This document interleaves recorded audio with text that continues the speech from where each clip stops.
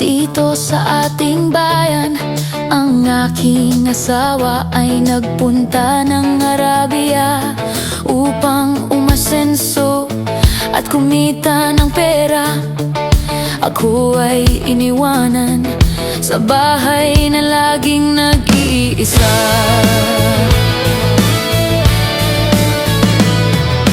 Nagtiis, naghirap, mag-alaga ng anak.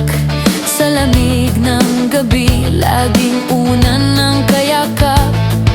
Asawa ang nasa isip, kaya't laging puyat. Parang hindi ko na mapaglabanan, labis na paghihirap.